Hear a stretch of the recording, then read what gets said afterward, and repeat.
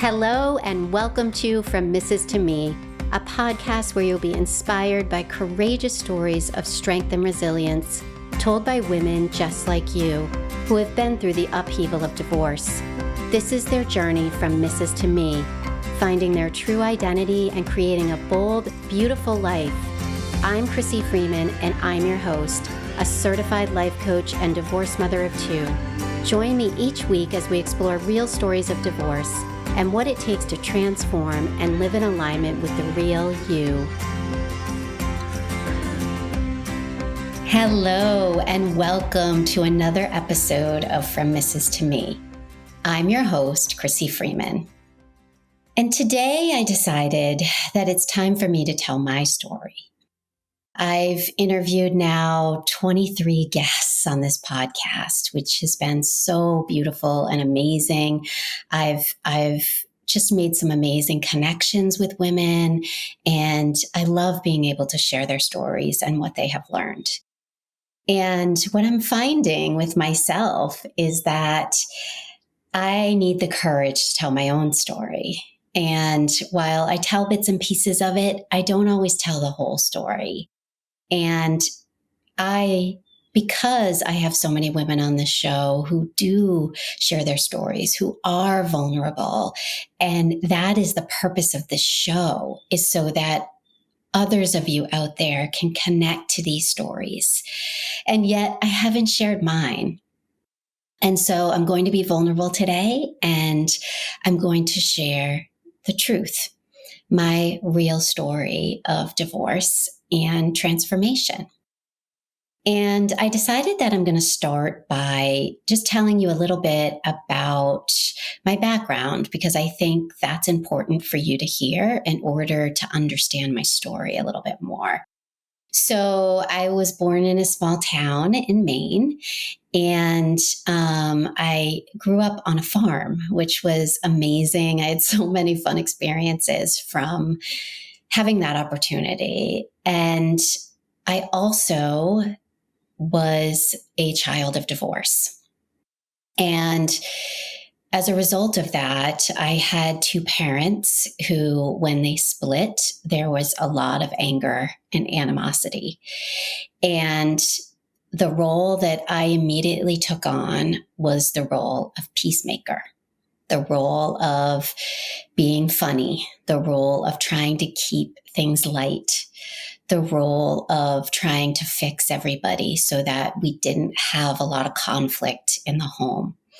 And I thought that by being the good girl and trying to keep things light and fun, that I would have peace. And so that became a part of me, a big part of my identity and who I was from the time I was a young child. And so growing up in that environment, while I have some great childhood memories, I also created this codependent person who I thought that was my purpose. My purpose was to fix everybody. My purpose was to keep the peace. And that continued all the way through until I went off to college. And when I went off to college, I was 18, and we all know 18 is quite an interesting age. I now have children older than that, so I've been through the teenage years. But for me, because I played the good girl for so long growing up, when I got to college, I realized, whoa, like this is freedom. I have no idea who I am without my parents, without, trying to do the dance right now of pleasing everybody and being the good girl. So I got into a group of friends, amazing girlfriends that a lot of them I'm still friends with today. And some of them, we have changed. But I will say, what happened to me during that time was a lot of just experimenting, partying, a lot of partying, a lot of drinking alcohol. And so I surrounded myself with that environment. So as a result, everybody that I met was also doing that. We were all partying every single weekend. But in the back of my mind, I always said, okay, well, this is college. This is what you do in college. So that is going to stop after college. So during that time, I also met my future spouse, and we met at a party, actually.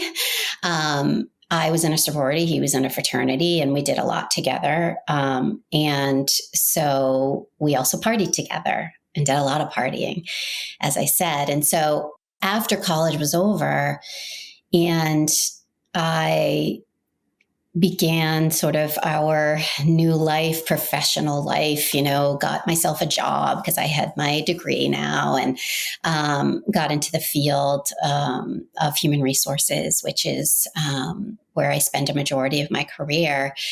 And I thought that party scene was going to end. I thought that now we were going to start building our life as a couple. And we did. We did sort of, like everyone my age, I feel like at the time, our parents all wanted us to get an education. Then they wanted us to meet someone. Then they wanted us to get a job. Then they wanted us to get married. And I lived that out perfectly. I met him in college. We both got jobs. We both got married, we got married.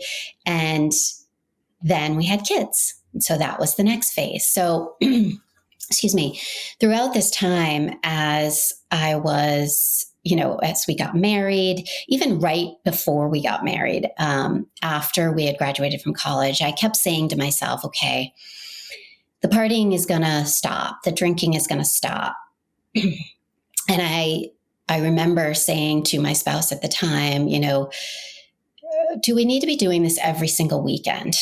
And what I realized during that time was that it wasn't just about being social and going out and drinking.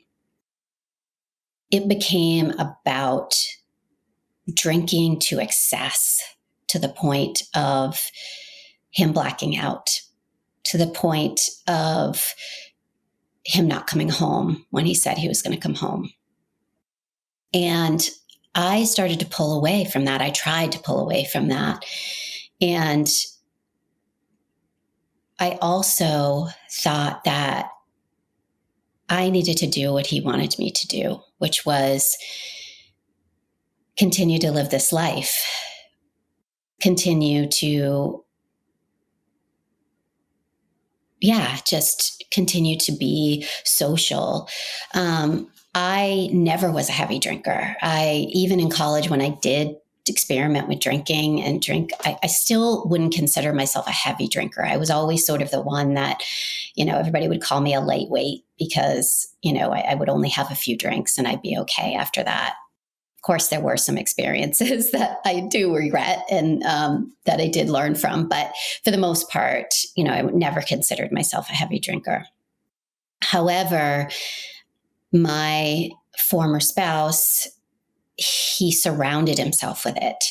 His friends were all heavy drinkers. And some of them, after college, stopped that life and either got help or if they didn't need help, they just stopped. They decided that wasn't their life and wasn't what they wanted to do anymore. But he continued to associate with the crew that were the heavy drinkers, that still wanted to party, that still wanted to do that in excess every single weekend. And on top of that, he got into a field where he was gone all the time. So traveling. So I became sort of a single mom, if you will, during the week. During the week, it was mostly me. And on the weekends, it was drinking again. And so every phase, so we got married, and after getting married, I knew we wanted to have children. I knew I wanted to have children. I also knew that was the plan. You get married and then you have children. And so we had our first child, and I had told myself this story that once we have this first child, that's going to stop. The drinking, the excessive drinking, the excessive partying is going to stop because we're going to be parents. And so, of course, he's going to want to stop. And so that is what I thought was going to happen. And I will never forget the day that the most amazing gift was given to me, which was my son, my firstborn. I will never forget the day that he was born. He was just a gift from God. I just know it to this day. And being a mother is what I was meant to do. And I will never forget him crying and them laying him on my chest. And he kept crying and crying, eyes closed, new baby cry. And they laid him on my chest. And I said his name. And literally, he stopped as soon as he heard my voice, stopped crying, opened his eyes for the first time. And that connection we made within that moment was the biggest form of love I have ever experienced in my life. Tears just started flowing, and I said, okay, I did not know what love was until he was born. I did not know. And that connection was incredible. And in that moment, I knew that I would do anything in my power to protect that child. And so that's what happened.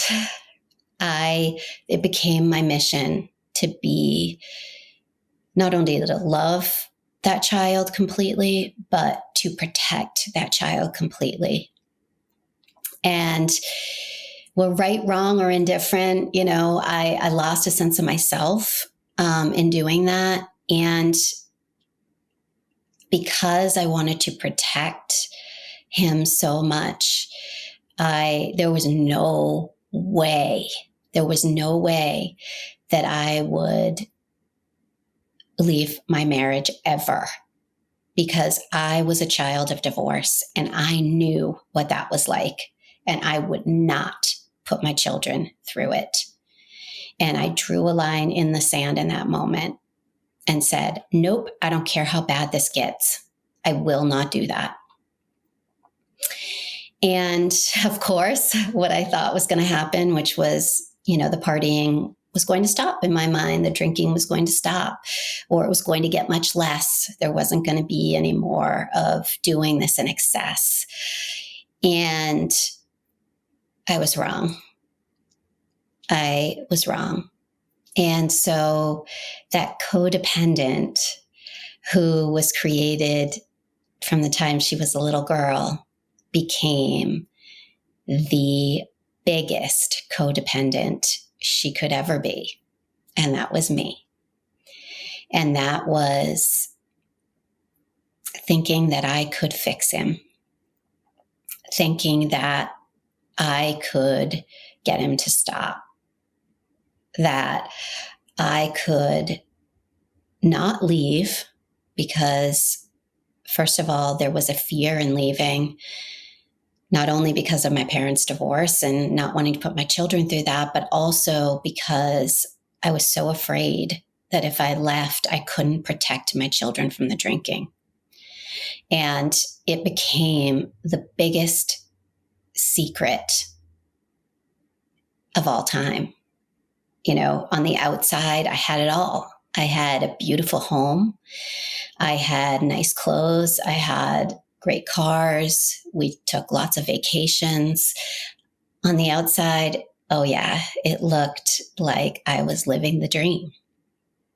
And on the inside, I was covering up a really big secret that I didn't want anybody to know, especially my children, that their father struggled with alcohol. And it became, again, my mission to ensure that I protected them from it, that I shielded them from it. And so as long as I stayed in this marriage, that would be what I would do, is I would not allow them to see the blackouts. I would not allow them to find him in the house somewhere blacked out. I would not allow them to see friends carrying him into the house. I would not allow them to know that he didn't come home because of his excessive drinking the night before, or that he couldn't come home because he couldn't drive. The list goes on. And the fear in me continued to mount. And a few years later, I had a daughter, a beautiful daughter, full black head of hair. And this beautiful, she looked like a China doll. I remember her coming out. And she was my girl. And she still is my girl. And so I had two. I had this most amazing, sensitive, just really special boy, and this little spitfire, strong-willed, independent little girl. And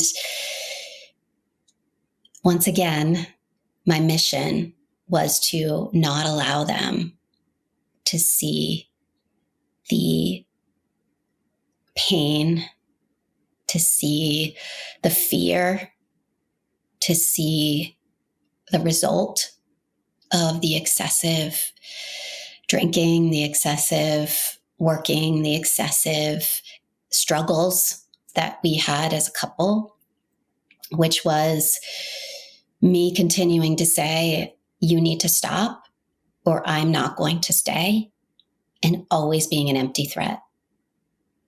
Always an empty threat. I knew that even after saying the words, that I wouldn't do it, because I wouldn't do it to my children. And so it continued. And for those of you out there who have a spouse now or were married to an alcoholic, you know the struggle.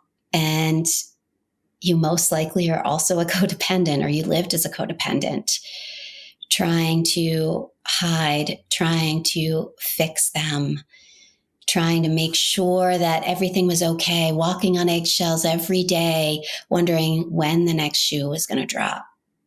When was I going to get that call that he had hurt himself, or that he had been in an accident and he was in jail because he had been arrested, or that he was in another country and he had cracked his head open to the point that he almost bled out.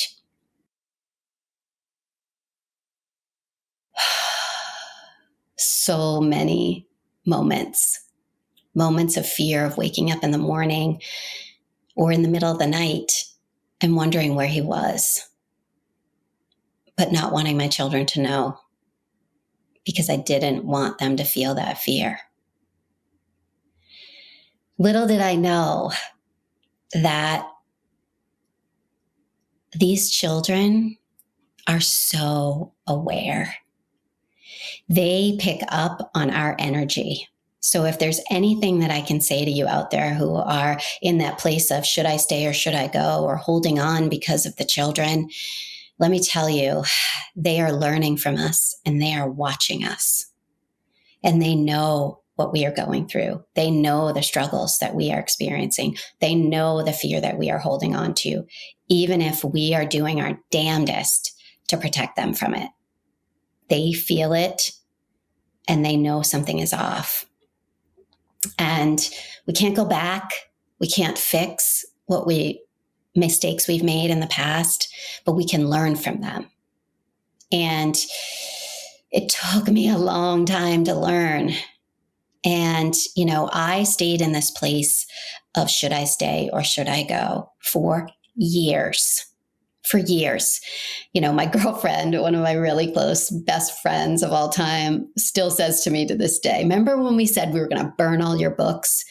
Because I would buy all of these books and hoping that within one of those chapters, there would be an answer, that someone would tell me the answer of should I stay or should I go? I mean, I even had a book by that name. I had them all, hoping that outside of me, there was going to be a voice, there was going to be a chapter, there was going to be something or someone that was going to tell me it was okay to leave or that I should stay. I knew it was that I should leave, but my fear was way too strong for me to take that step. And so, as I had always lived my life since I was a little girl, always looking for somebody to tell me the answer. What should I do? That was a common question of mine that I would ask my mother on a regular basis. And I would get an answer. But I wasn't tapping into my heart. I wasn't going in and looking at what is it that I want, because our intuition is so strong. If we actually tap into that and we actually listen to it and we get quiet, it's right there all the time. We just so often push it down. Lots of times because we don't want to take that step. We don't want to walk into the discomfort of it all. Oh, I was the queen of comfort. Even though I walked on eggshells every day, even though I woke up every night wondering where he was, even though I had no idea if I could survive it, it still was more comfortable than walking into the unknown. To making that decision to leave was so uncomfortable for me and full of so much fear that I couldn't do it. I couldn't do it. That was what my mind was telling me. And so this went on for 19 years. 19 years. And I knew the whole time, I was still doing work when we were married. I was going to therapy regularly, and my therapist was amazing. And she really pushed me to do the hard work. Thank goodness. She got me to recognize that I am a codependent, that I'm still I call myself a recovering codependent, because I now recognize it, and those tendencies are fewer and far between now. But she got me to realize that and to heal from that and to do the inner work on that and to stop looking externally for the answers that were already inside. And so, that was a journey. So that was some of the help. The best thing I did is I got a journal. So when things started to get really bad and I didn't know what to do, this was probably maybe 5 or 6 years in, I started journaling. I still have that first journal. And I didn't know what I was doing. Meaning I was just writing down my thoughts. I was just writing them down so that I could get them out of my head and onto paper. And so if you're out there listening and you're like, I don't write, I don't like to write, that was me.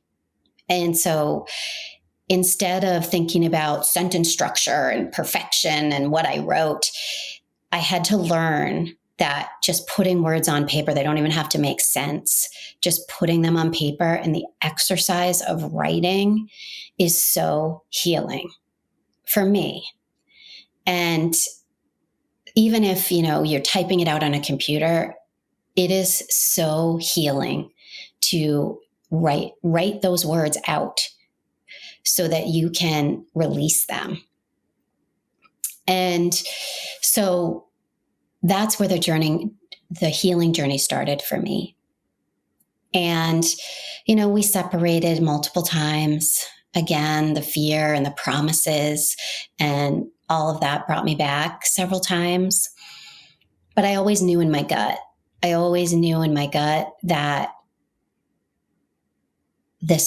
was not putting myself first, that I was slowly shrinking every time I went back.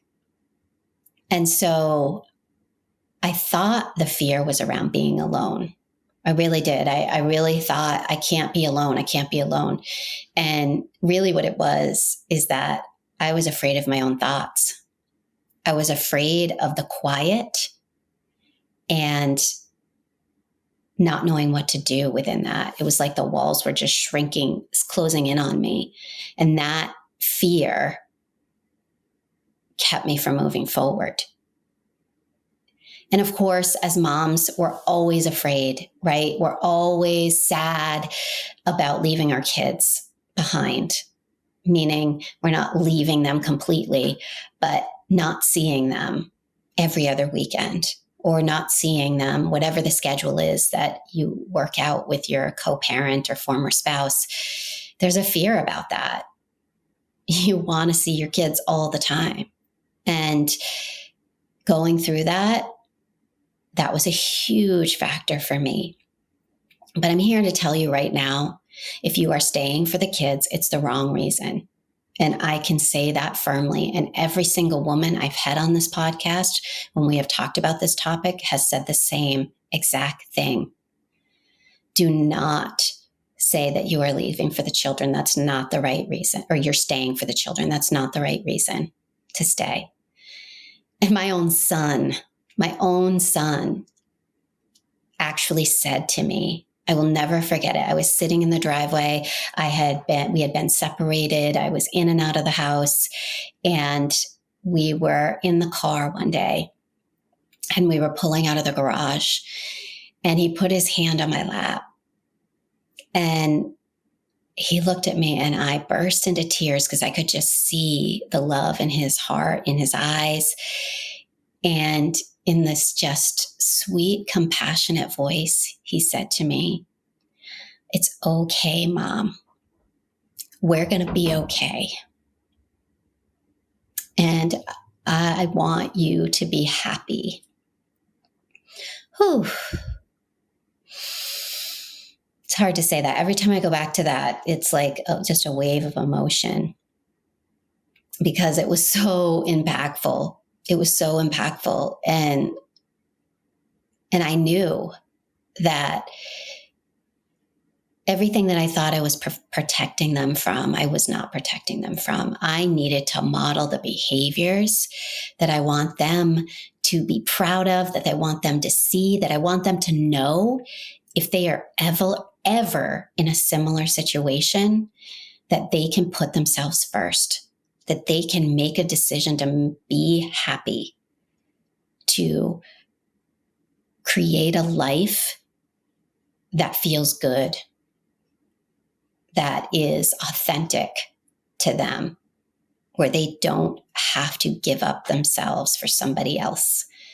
And me staying was showing them the opposite.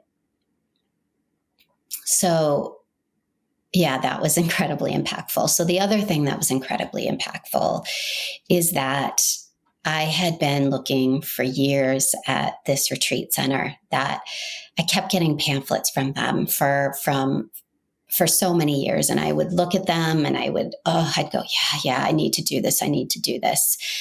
And it was about 3 hours away from me. And I kept saying every excuse in the book why it wasn't the right time for me to go. And I finally did it.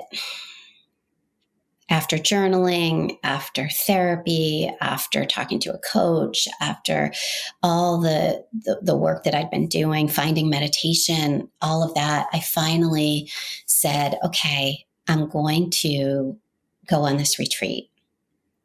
And I did. And it was I went by myself. In fact, I roomed have it make it more cost effective. I actually had 2 roommates I'd never met before who ended up being amazing. And it was the best thing I ever could have done. I had so much time to myself to reflect, to journal, to just be. I went to yoga class, meditation class. I went to this master class with this woman about healing, and all within this weekend. And I knew before I left that property, I knew that I was leaving. I knew that I was going home, and I was telling him I was done because I couldn't do it to myself anymore. I knew that there was more for me. And so I did. Sure enough, I went home and I did the healing. And I told him I wanted a divorce. And that was it. And so many times I told him before, but I hadn't actually done it. And I was ready. I had gotten a lawyer. I had done all the things that I needed to do. And it was heartbreaking. It was heartbreaking because he is a good person. So through all of this, I have to say he is a good person. But there is a demon, and it's called alcohol, that consumes him. And he couldn't change. He wanted to, and he couldn't. And man, the empath in me was heartbroken to watch him be so defeated, to struggle so much with my decision to, share with his kids how heartbroken he was.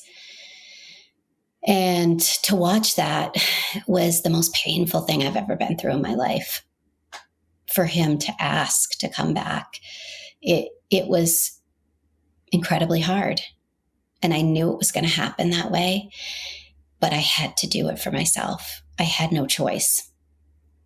And it was the right thing. And was it scary, because I did not know what it meant for him. I did not know what it meant for my kids. But I kept looking forward, and I did not look back.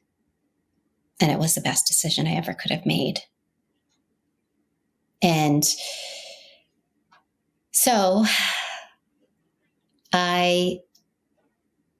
after I left, I thought I was healed.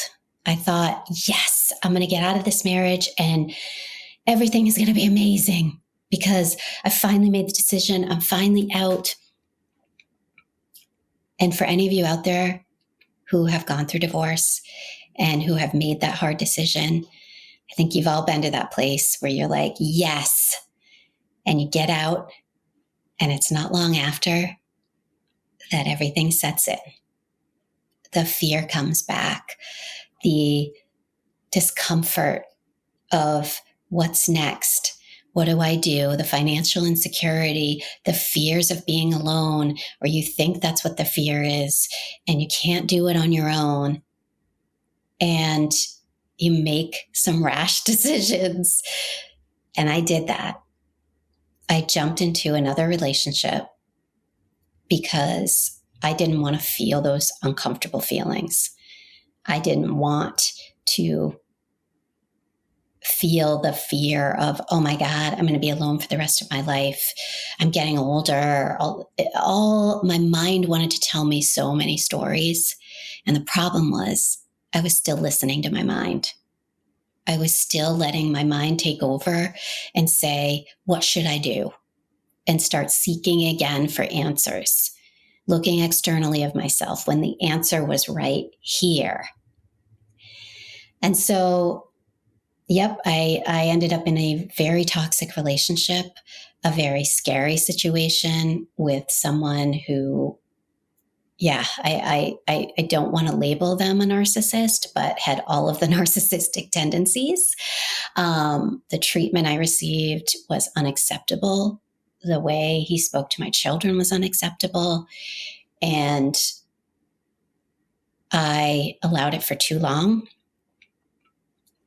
But the good news is I saw it.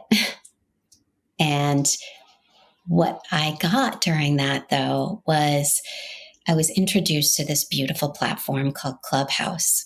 And it was during COVID, and COVID was a blessing and a curse for so many of us, right? And for me, it was this platform where people were sharing vulnerably all of their struggles, all of their healing journeys. I found the room called the Miracle Morning, and it literally saved me.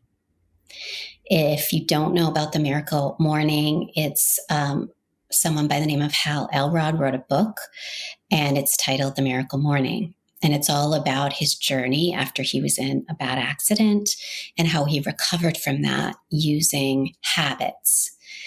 And the Miracle Morning are those habits that he refers to as the savers, which is silence, affirmation, visualization, exercise, reading, and scribing. And doing those things every single morning. And you only need to dedicate 5 minutes to each one. And what that was, is it wasn't necessarily about, having to do those things every single day. It was about shifting my mindset so that it was about me. It was about quieting the mind, going into my heart, getting present every single day, doing things like sitting in the silence and just listening to the silence in the morning and what would come. It was about affirmations, and I would literally every day get a new affirmation and I would post it on my mirror, and then I would go into my bathroom every morning and I would look at the mirror and I would say out loud to myself that affirmation. And I would do it throughout the day every time I went in front of the mirror. And then exercise became a huge part of my recovery and healing journey, which was prioritizing my health. So it was, spinning over COVID. I got myself a bike and a Peloton bike, and I was doing spinning classes regularly. I was doing weights. Yoga became such a huge part of my healing journey as well. It still is. Yoga is just, it speaks to me. It just is where I can just get on my mat and just be present and drop in and let my mind quiet. And that became a huge part for me as well. So, and then reading, I'm big into reading now, and I'm constantly looking for new books that give me inspiration, that help me to really look at how can I go in? How can I do the inner work? How can I quiet my mind? And what brings me joy? How do I have fun? And then scribing, which is journaling. And journaling is a huge part of my healing journey. As well as, and I tell my clients about this all the time, it's creating a sanctuary. So I created a sanctuary within my home, which was my space and no one else's. My kids couldn't go in there. It was mine. It had the right light, the right coloring. My journal was in there. Sunlight would come in. I could see the birds. I could listen to the birds. And that's my space where I would do my journaling every single morning. And that was a huge part of really just slowing down, forcing myself to slow down, to breathe. I learned about breathing. This amazing person on Clubhouse who, his name's Michael O'Brien, and he talks about pause, breathe, reflect. And I learned all about using my breath to really calm my nervous system. And I can't tell you enough about the importance of learning how to breathe and how to use meditation in breathing. and how that calms the nervous system. So that's been a part of my regular practice as well. So once I got out of that relationship, I also was able to tap into manifesting. And I truly believe in manifestation as it can change your life. And it did for me. There's been many things that I've manifested since my divorce. One of them was selling my home. I never thought I could sell a home on my own.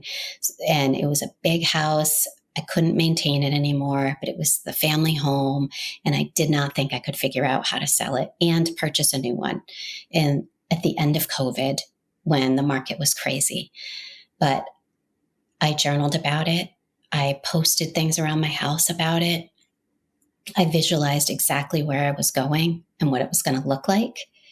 And let me tell you, I shit you not when I say I walked into this place and it was exactly what I had manifested. The colors, the lighting, everything. So I know it can happen.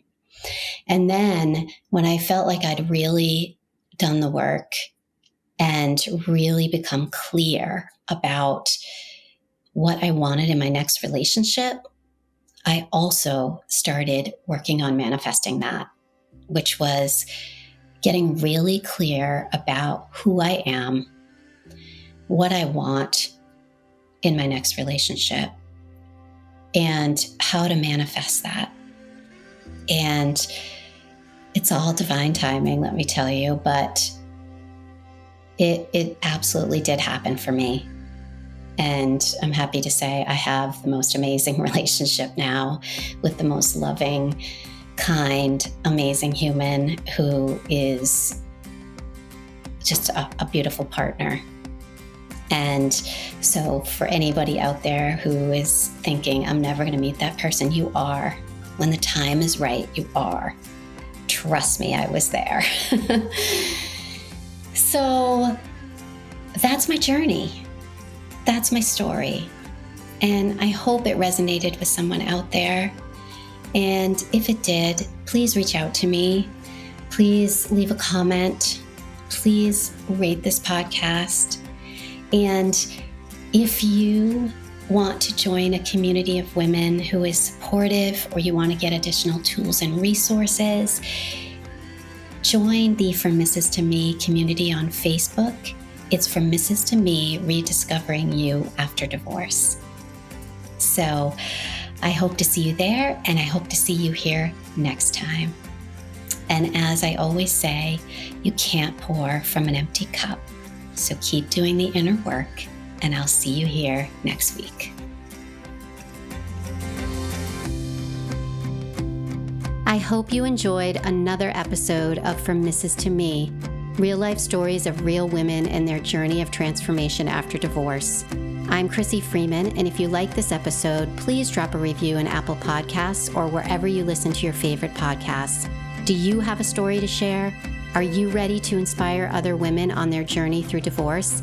If so, find me on Instagram at From Mrs. to Me. For more tools and resources on creating your path to transformation after divorce, follow my community on Facebook, From Mrs. to Me, Rediscovering You After Divorce.